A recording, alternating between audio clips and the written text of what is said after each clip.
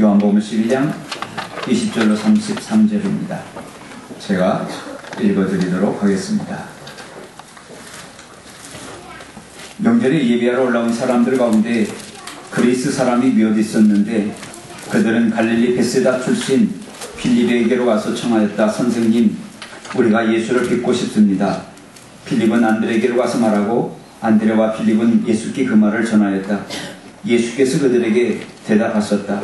인자가 영광을 받을 때가 왔다. 내가 진정으로 너희에게 말한다. 밀알 하나가 땅에 떨어져서 죽지 않으면 하늘 그대로 있고 죽으면 많은 열매를 많이 맺는다. 자기 목숨을 사랑하는 사람은 이룰 것이요, 이 세상에서 자기 목숨을 미워하는 사람은 영생에 이르도록 그 목숨을 보존할 것이다. 나를 섬기려고 하는 사람은 누구든지 나를 따라오너라. 내가 있는 곳에는 나를 섬기는 사람도 나와 함께 있을 것이다.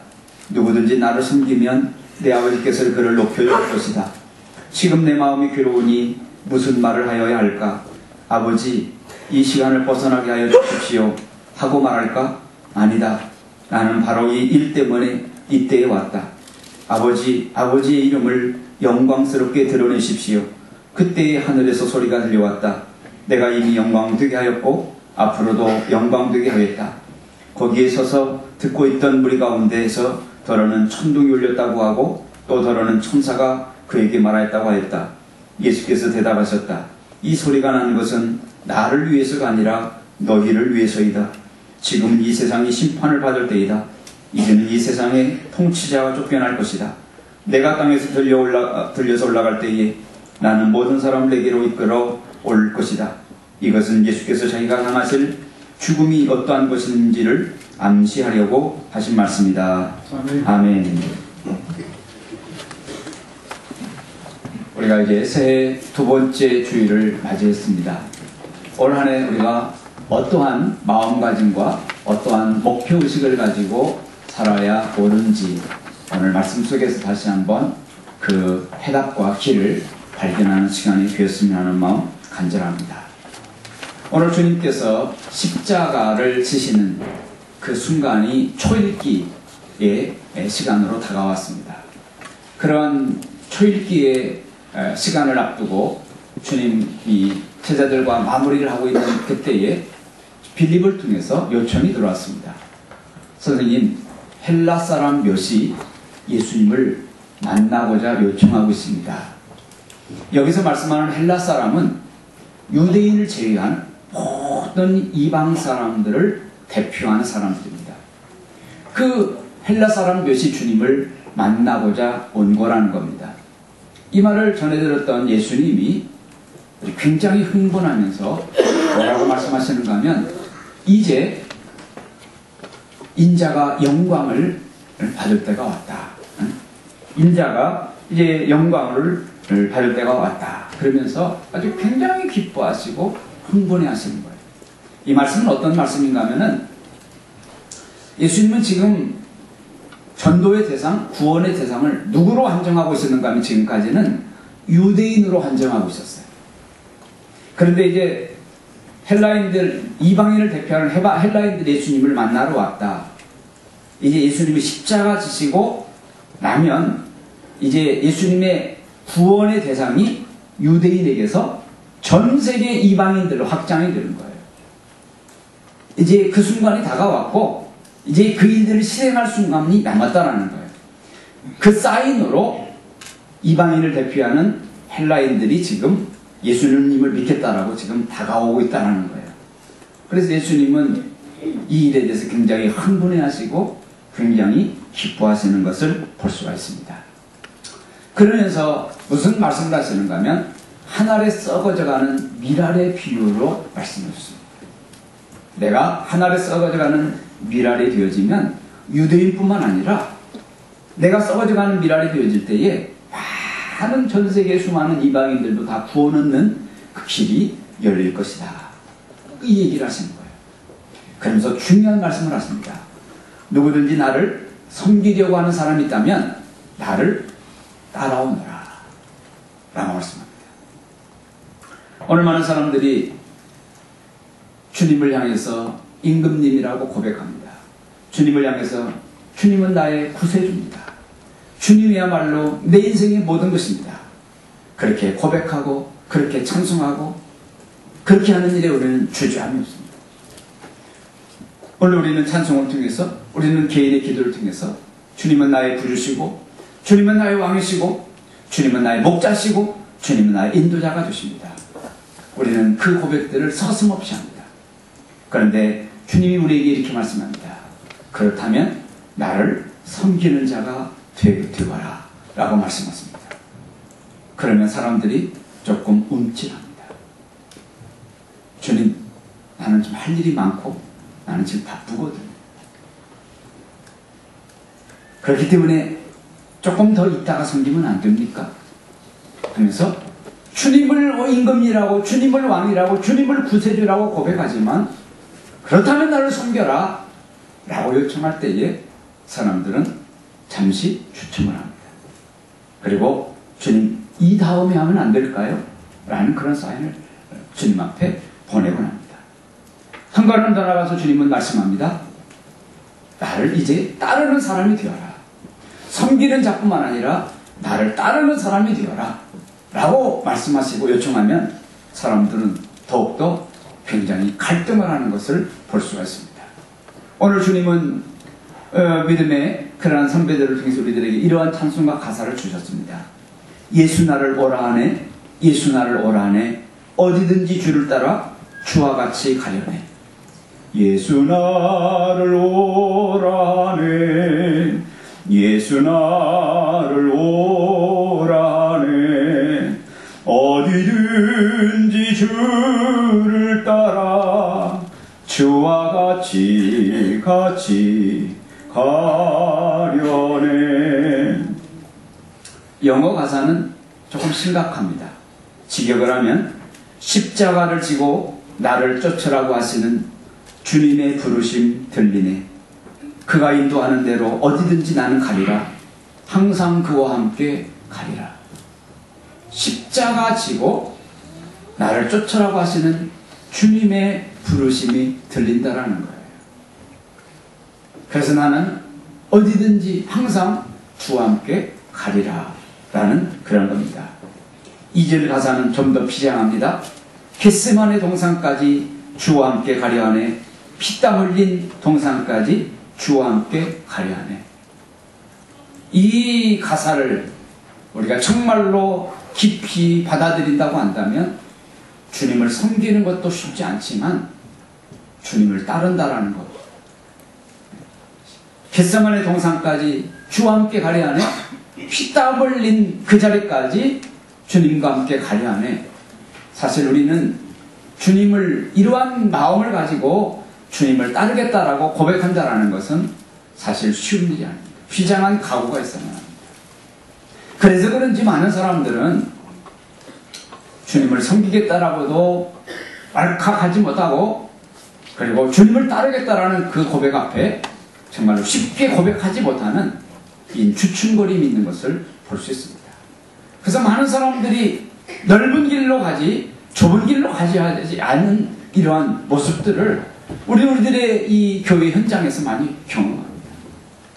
그러나 여러분, 우리가 정말로 주님을 구세주로 고백하고 주님을 내 인생의 왕으로 고백하고 주님을 내 인생의 정말로 이 목자장으로 고백한다고, 내 모든 것 되실 분이라고 고백한다고 한다면 우리는 주님이 요구할 때에 우리는 섬기겠다라고 자원하는 자가 돼야 되고, 피땀 흘린 자리까지 나를 따르라고 요구하시는 그 말씀에도 우리는 아멘하고 순종할 수 있어야 악어가 맞는 얘기입니다.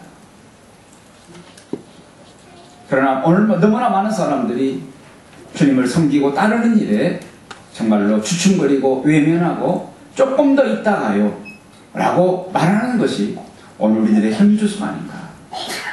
여러분 바라기는 올 한 해 조금 힘들고 조금 여러가지 좀 부담스럽고 조금 내 중요한 일들을 조금 내려놓는 한이 있단다 할지라도 주님을 섬기는 일에 우선순위를 부여하고 주님을 따라가는 일에 우리 모든 전폭을 기울이는 그런 한 해가 되어야 될 줄 믿습니다. 그러면 왜 우리들은 주님을 따라가는 자가 되어야 되는가? 오늘 성경에서 말씀합니다. 우리들은 주님을 따르지 아니하면 분명히 세상의 임금을 따르게 되어 있습니다.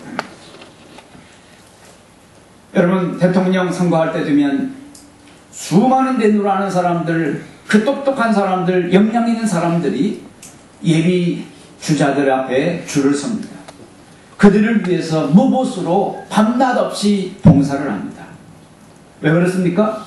그들이 이 다음에 대통령이 되는 영광을 거머쥐면 그 영광은 누구에게도 돌려져요? 자기에게도 돌려질 것이라는 생각 끝에 그들은 대통령 예비 주자에게 그들은 줄을 떼고 온갖 무보수 수고들을 다 합니다. 왜? 대통령이 되면 그가 누릴 영광이 자기에게도 주어질 것이기 때문에 그래요. 그렇잖아요. 그래서 무슨 공사, 무슨 국영 기업체의 낙하산 인사가 그래서 이루어지잖아요. 그러나 여러분, 세상 나라, 세상의 정권, 궁극적인 세상 나라를 휘자와 뒤흔들고 있는 자는 사단이 아닙니까? 오늘 성경 31절에 가서 보면 이 세상은 심판받을 때이다. 이제는 이 세상의 통치자가 쫓겨날 것이다. 세상 나라는 궁극적인 나라가 아닙니다. 세상 나라는 영원한 나라가 아닙니다. 그래서 우리가 주님을 쫓지 아니하면 세상 나라를 쫓게 되어 있는데, 순간적인 그 이익을 위해서 세상 나라를 쫓게 되어 있는데, 그 나라는 영원한 나라가 아니에요.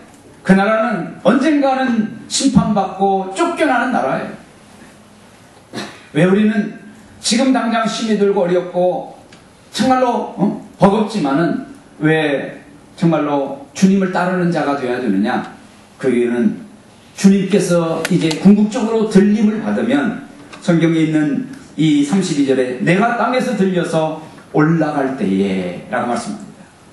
이 말씀은 가깝게는 십자가에 달리는 것을 의미합니다. 조금 멀리는 부활하시는 것을 의미합니다. 세 번째로는 하나님의 보좌 앞으로 정말입니까? 승천하시는 것을 의미합니다. 들려 올라갈 때에.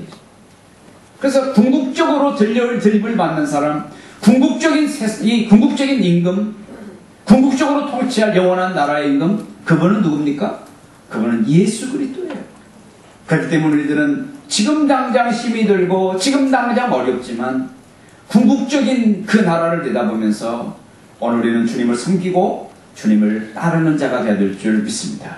아멘. 그러면 우리는 어떻게 하는 것이 주님을 따르는 것일까? 두 가지로 정리해 봅니다. 첫째로는요, 주님을 따르는 것이라는 것은 예수님처럼 철저하게 죽도록 주님께 종이 되어서 사는 것입니다. 종이 되어서 사는 거예요. 오늘 성경의 말씀 속에서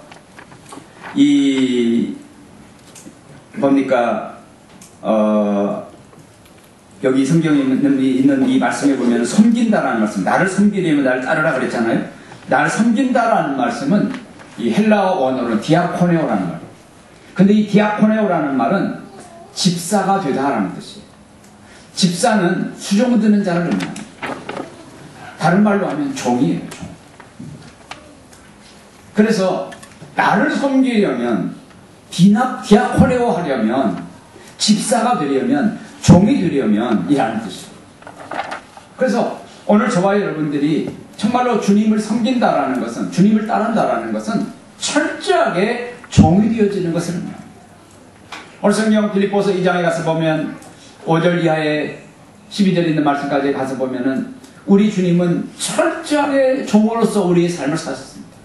하늘 보좌 영광을 내려놓으시고 인간과 똑같은 모양을 가지시고 인간을 또 섬기는 인간보다 낮은 자리에서 종이 되어서 섬기신 것을 볼 수 있습니다.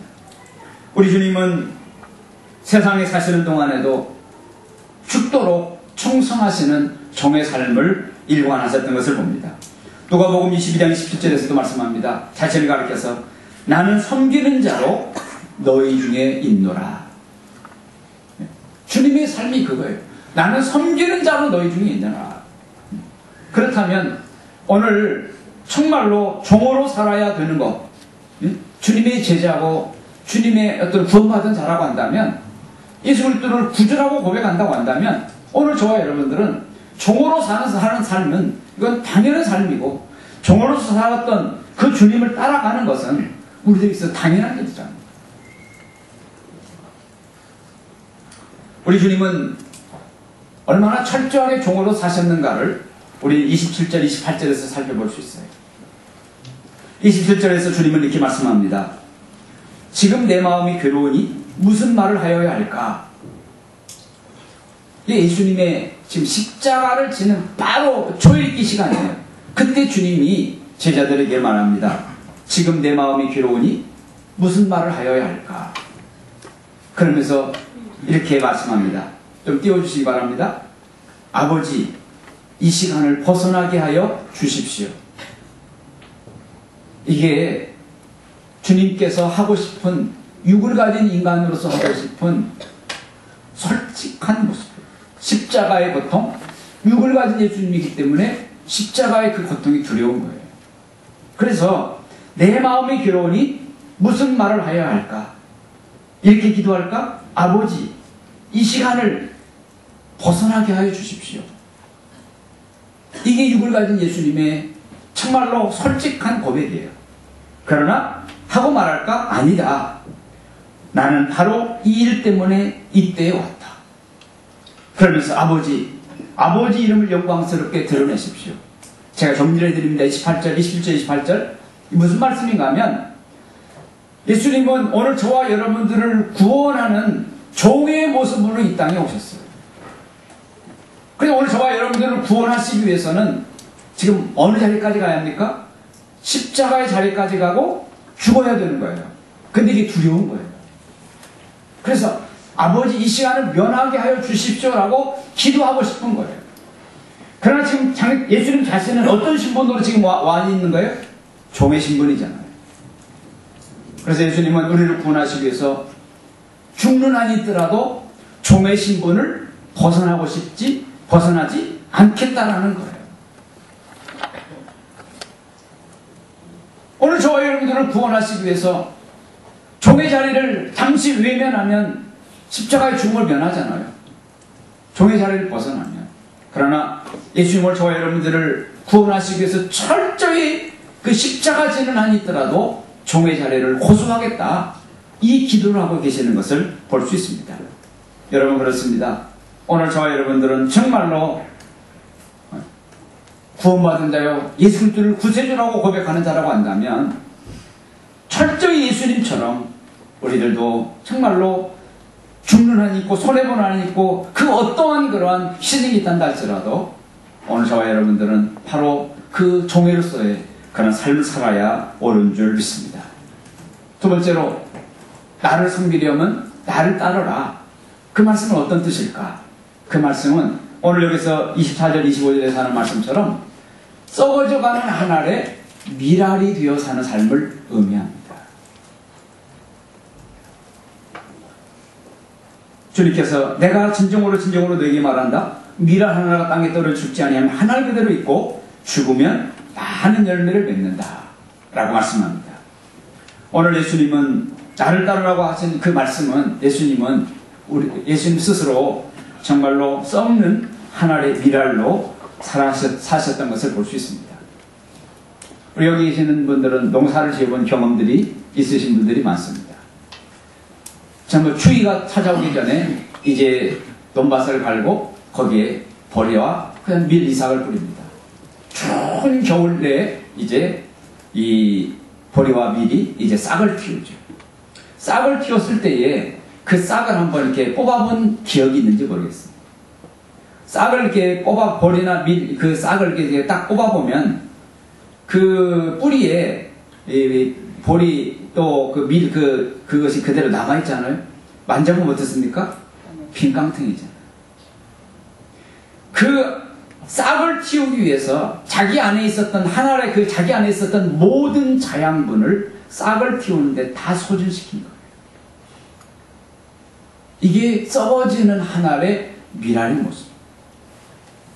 오늘 주님은 나를 따르라고 말씀하시는 그 주님은 저와 여러분들을 구원하시기 위해서, 저와 여러분들을 세우기 위해서, 저와 여러분들을 치유하기 위해서, 하나님의 온전한 백성 되게 하기 위해서 당신이 가진 모든 자양분을 우리를 위해서 다 소진하셨다는 겁니다. 이것이 바로 썩어져간 한 알의 그러한 미랄의 모습입니다.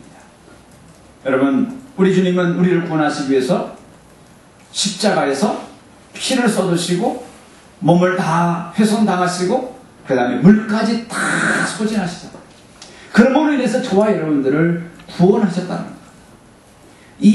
친히 이 삶을 사신 분이, 썩어진 하나님의 미랄로 삶을 사신 분이 예수 그리스도인 줄 믿습니다. 그래서 오늘 저와 여러분들도 예수님을 따른다는 것은 바로 이 썩어지는 하나님의 미랄로서의 삶을 사는 것입니다. 우리는 가시복이라는 소설 이야기를 합니다. 우리는 연어 이야기를 합니다. 부화된 그 작은 송사리 새끼들이 살아나기 위해서 자기는 죽어지고, 자기가 죽어짐으로 인해서 생겨진 부유물로 인해서 그 영양가를 그 송사리들이, 새끼들이 부화된 그것들이 먹고 다시 장성하는 그러한 그 연어가 되어지고 그러잖아요. 가시고기가 되어지잖아요. 이런 것처럼 오늘 썩어진 하나의 미랄로 우리가 살 때에 나는 하나 주어지지만 많은 생명이 세움을 입고 많은 생명들이 격려를 받고 많은 생명들이 정말로 새로워지는 역사가 있어지는 줄 믿습니다. 오늘 여기서 주님은 이렇게 말씀합니다. 자기 목숨을 사랑하는 사람은 잃을 것이요, 이 세상에서 자기 목숨을 미워하는 사람은 영생에 이르도록 그 목숨을 보존할 것이다 라고 말씀합니다. 그래서 목숨이라는 말이 두 번 나옵니다. 이 목숨이라는 말은 이 부시케라는 말인데, 부시케라는 말의 또 다른 뜻은 자아라는 뜻이 있고, 뜻이라는 뜻이 있고, 의지라는 뜻이 있고, 소원이라는 그런 의미가 있습니다. 목숨, 뜻, 소원, 자아, 뜻, 이런 뜻이 같은 맥락입니다. 따라서 자기 목숨을 미워하라, 자기 목숨을 미워하라는 뜻은 어떤 의미를 담고 있는가 하면 하나님의 소원을 이루어드리기 위해서 내 소원을 미워하는 겁니다. 부인하는 겁니다. 하나님의 뜻을 세우기 위해서 내가 가졌던 인간적인 그 뜻, 야망들을 꺾는 것입니다. 하나님의 그 생각을 성취시켜드리기 위해서 내가 갖던 내 자아들을 쳐서 복종시키는 겁니다. 이것이 바로 자기 목숨을 미워하는 것입니다. 오늘 따라서 주님을 따른다라는 것, 주님을 섬긴다라는 것은 그렇게 녹록한 일이 아닙니다. 그렇게 단순한 일이 아닙니다. 우리는 각오하지 아니하면, 결단하지 아니하면 안 되는 이 삶이 주님을 섬기는 삶이요, 주님을 따르는 삶이라는 것입니다. 그럼에도 불구하고 오늘 저와 여러분들은 왜 주님을 섬기는 그 일, 주님을 따르는 그 힘들지만 그 일들을 결단해야 되느냐. 우린 26절 다시 한번 주목해 보십시다. 26절에 이렇게 말씀합니다. 나를 섬기려고 하는 사람은 누구든지 나를 따라오너라. 그런 자에게 하나님의 약속이 뭡니까? 보상이 뭡니까? 위로가 뭡니까? 내가 있는 곳에는 나를 섬기는 사람도 나와 함께 있을 것이다. 두 가지로 해석합니다. 내가 있는 곳에 나를 섬기는 사람도 나와 함께 있을 것이다. 이 말은 첫째로는 그 사람이 있는 곳에 주님이 함께 있어 주시겠다는 것. 또 지금 내가 있는 곳은 어디입니까? 이제 예수님께서 들림을 받고 부활 성천에서 하나님 보좌 우편 천국에 가는 거죠. 그래서 내가 있는 곳에 그들도 나를 섬기는 사람 나와 함께 있을 것이다 그랬으니까 주님이 이제 궁극적으로 도달하실 그 천국에 주님을 섬기고 주님을 따르기 위해서 애쓰고 수고한 그 모든 사람을 어디로? 천국으로 이끌어 가시겠다는 거예요. 첫 번째로는 오늘 저와 여러분들이 주님을 섬기고 주님을 따르기 위해서 애쓰고 노력하는 그 현장, 그것이 핍박받는 자리든지 그것이 영광받는 자리든지 그것이 권위의 자리든지 그것이 어떤 형편의 자리든지 간에 주님께서 그곳에 함께 있어 주시겠다. 사도행전 27장에 가서 보면 이제 최소한 죄수의 몸으로 사도 바울이 로마로 끌려갑니다. 그런데 유라라는 엄청난 대풍을 만납니다. 대풍을 만나가지고 이제 15일 동안 살 소망이 끊어졌습니다. 이제는 언제 죽느냐를 이제 초읽기 하면서 초조하게 죽는 순간을 기다리고 있는 겁니다. 얼마나 소망이 없는 절망적인 시간입니까? 그런데 그때에 우리 주님은 약속하셨잖아요. 뭐라고 약속하십니까?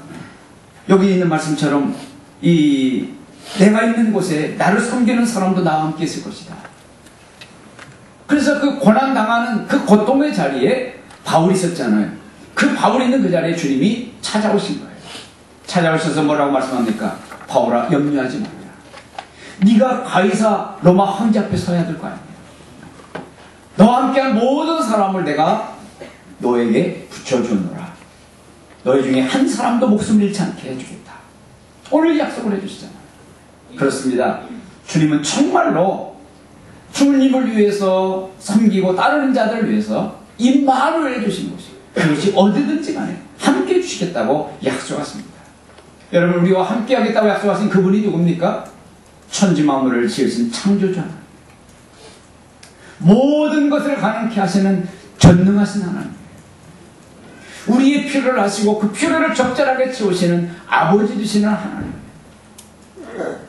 여러분, 오늘 저와 여러분들이 이 세상에서 누릴 수 있는 축복 중에 가장 위대한 축복은 하나님이 저와 여러분들과 함께 있어주는 것인 줄 믿습니다.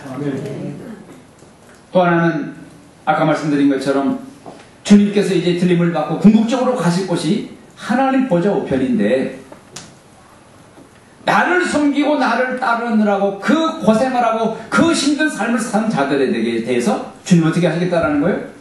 그 하나님의 나라 그곳까지 이끌어 주시겠다라는 약속이에요. 다윗은 그런 고백을 합니다. 시편 23편에서 여호와는 나의 목자시니 내가 여호와를 나의 목자로 삼았더니 내가 사망의 음침한 골짜기와 정말로 그러한 위험한 골짜기에 있었지만은 내가 해를 당할 염려를 하지 않는다. 왜? 그곳에 주님이 임마누엘 하신 주님이 나와 함께 하실 것이기 때문에. 뿐만 아니라 23장 6절에서 말씀하죠. 내가 여호와의 집에 영원히 거하리로다. 그렇습니다. 오늘 주님을 섬기고 주님을 따르기 위해서 오늘 내가 해야 될 그 부담들을 기꺼이 감수하는 자들에 대해서 하나님은 세상 끝날까지 함께 해주실 줄 믿습니다. 뿐만 아니라 여호와의 집에 영원히 거하게 하시는 그 축복도 누리게 하여 주실 줄 믿습니다. 뿐만 아니니까 하나님 우리에게 두 번째 또 보상과 약속을 주십니다. 26절 후반절에 보니까 내가 있는 곳에 나를 섬기는 사람도 나와 함께 있을 뿐만 아니라 누구든지 나를 섬기면 나를 따르면 내 아버지께서 그를 뭐 한다고요? 높여주신다. 여기서 높여주신다는 말씀은 궁극적인 성공, 궁극적인 승리를 안겨주시겠다는 말씀입니다. 오늘 우리 모든 사람들은 믿는 사람과 믿지 않는 사람 모든 사람들이 가지고 있는 공통적인 소원이 있어요. 그건 뭡니까? 성공하고 싶은 소원, 승리하고 싶은 소원. 예외가 있습니까? 내 남편이 승진했으면 좋겠고 내 자식이 경쟁에서 승리했으면 좋겠고. 여러분, 모든 사람들은 믿는 사람과 믿지 않는 사람은 다 통틀어서 성공하고 싶은 그런 이 궁극적인 욕망이 있고 그런 소원들이 있습니다. 그러니까 얼마나 많은 사람들이 정말로 이 궁극적인 먼 날에, 아니면 먼 날도 아니지, 이루어질 그 궁극적인 성공과 궁극적인 승리를 내다보지 못하고 단기간에 어떤 성공과 승부를 기대하면서 우리는 쉽게 주님을 섬기고 따르는 일들을 우리는 내려놓을 때가 많아요. 참 안타깝죠. 그럼 우리들은 좀 멀리 내다보셔야 돼요.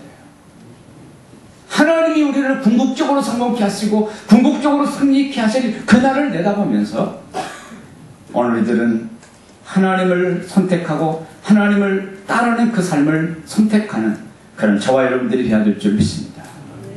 그런 자가 되어질 때에 하나님은 저와 여러분들에게 그 약속처럼 궁극적인 성공, 궁극적인 승리를 도와주실 줄 믿습니다.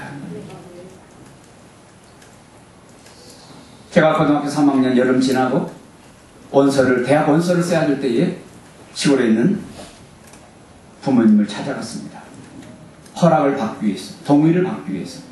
그때 저는 하나님 앞에 강한 소명을 받았기 때문에 이제 목회자의 길을 가기 위해서 우리 아버지 어머니에게 가겠다고 얘기를 했습니다. 그랬더니 저희 어머니는 만류하시는 겁니다. 목사님을 가까이 섬기면서 그 길이 어떤 길인가를 봐왔기 때문에 그렇습니다. 그래서 저희 어머니는 정말로 부잣집 아들로 자란 저를 그 길로 보내고 싶지 않았습니다. 어미의 솔직한 심정이었겠지. 그래서 만류하시는 거예요. 저희 아버지는 침묵하시더라고요. 가라 소리도 못하고 가지 말라 소리도 안 하시고 침묵하시더라고요. 저는 그때 가슴이 뜨거웠기 때문에 어머니 아버지한테 그렇게 얘기했습니다. 그래도 저는 신학대학을 가겠습니다. 그 고등학교 3학년짜리가 무슨 그렇게 비장한 마음이 있다고 아무튼 그렇게 얘기를 했어요. 더 이상 만류하지 아니하시더라고요.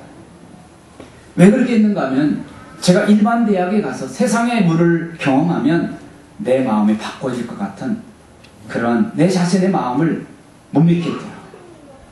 그래서 어머니는 만류하고 아버지는 침묵하시는데 그럼에도 불구하고 저는 이 길을 가겠다라고 결단을 내리고 신학대학에 들어갔습니다. 세월이 흘러 지금에 왔습니다. 지금 돌아보면 만약에 제가 오늘 이 길을 들어서지 않았더라면 저는 지금쯤 뭐하고 있을까? 우리 아버지가 남겨준 땅덩어리에서 아마 트랙터 몰고 있을 거예요. 그것도 훌륭한 일이고 가치 있는 일이죠. 우리 저랑 같이 학교 다녔던 우리 시골 친구들은 다 지금 거기서 그 일을 하고 있어요. 아마 저도 그 부류의 한 사람일 거예요. 그 일도 귀하고 가치 있지만 그러나 지금 돌아보면 하나님이 그 일보다 훨씬 더 영광스럽게 하고 더욱더 높여주었고 더욱더 정말로 귀한 자리로 저를 초대해 주신 줄 믿습니다. 우리는 지난 특세 기간 동안에 제가 부탁했던 한 가지 기도를 했습니다.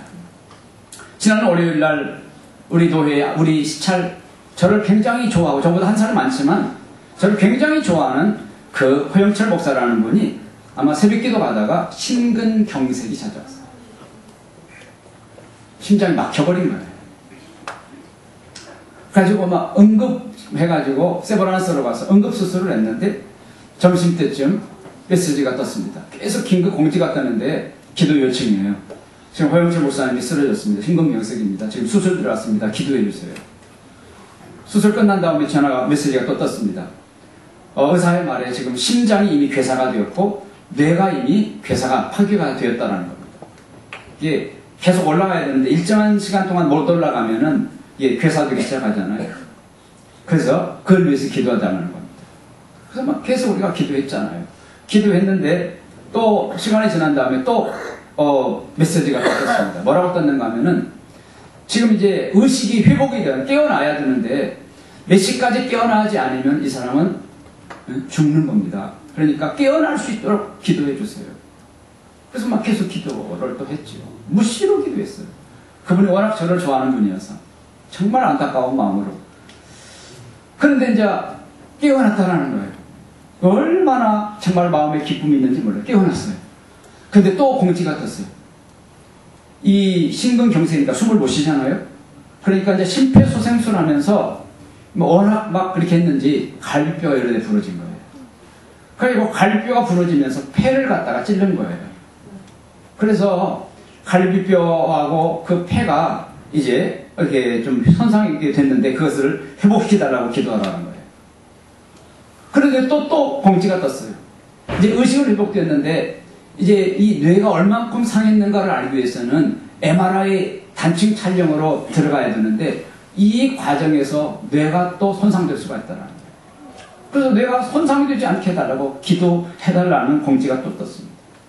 제가 어제 오후 이후에는 하도 바빠가지고 메시지를 지금 못 띄워봤는데 여러분 이 허영철 목사님의 이 일들을 보면서 그분이 세상에서 사업하다가 회사 다니고 사업하다가 40 넘어가지고 결단하고 신학교 들어온 목사님이에요. 저하고는 나이가 한 살 위지만은 까마득한 후배지요. 그런데 이제 개척하겠다고 발버둥 치면서 이제 겨우 막 자립을 지금 하려고 하는 찰나인데 이런 상황이 발생됐어요. 이 사건을 보면서 무슨 생각이 드는가 하면, 아, 이것이 인생이구나. 이것이 인생이구나. 그런 생각이 듭니다. 여기가 건강하면 여기 때문에 죽을 수 있는 것이 인생이고, 여기가 건강하면 여기 때문에 죽을 수 있는 것이 인생이고, 이 부분이 건강하면 이 부분 때문에 죽을 수 있는 인생이고, 우리의 내일을 기약할 수 없는 인생. 이것이 인생입니다. 이것이 인생인데 어느 날 우리들이 내 순간적인 성공과 순간적인 단기간의 그런 승리만을 앞두고 주님께서 우리에게 나를 섬기고 나를 따르면 궁극적인 승리와 궁극적인 성공을 너에게 안겨주겠다. 이 말씀을 외면하면서 단기간의 성공과 승리만 바라본 채 주님의 그 간곡한 요청을 뿌리치고 후순위로 밀려넣는다고 한다면 순간적인 성공과 승리를 이루었는지 몰라도 우리들은 궁극적인 성공과 궁극적인 승리를 우리는 맛볼 수 없어요. 구원을 받되 부끄러운 구원을 받는 거예요. 여러분, 올 한해 우리가 어떻게 살아왔습니까? 내 소원과 내 뜻과 내 의지와 내 자아가 원하는 그것을 위해서 주님을 섬기는 일과 주님을 따르는 일이 자꾸만 후순위로 밀려난다고 한다면 올 한해 우리는 하나님이 함께 해주시지 않을 것이기 때문에 인간적인 땀과 수고와 노력으로만 할 것이기 때문에 거기서 얼마나 대단한 성공을 기대할 수 있겠어요. 하나님이 높여주시지 않고 영광스럽게 해주시지 않는 나 혼자만의 발버둥침으로써 이루는 그 높여짐이 어느 정도 높여지겠습니까? 우리는 어떤 것이 궁극적인 선택이고 궁극적인 지인가를 판단해야 합니다. 이제 오늘 저와 여러분들은 근시안적인 생각을 가지고 주님을 다른 일 후순위로 밀리는 그런 자들이 아니라 정말로 궁극적인 성공과 승리를 내다보면서 오늘 인간적인 소원, 인간적인 야망, 인간적인 생각들을 주님의 소원과 뜻을 따르는 일을 위해서 포기하고 내려놓는 그런 결단을 가지시는 그런 한 해가 되어야 될 줄 믿습니다. 기도하겠습니다.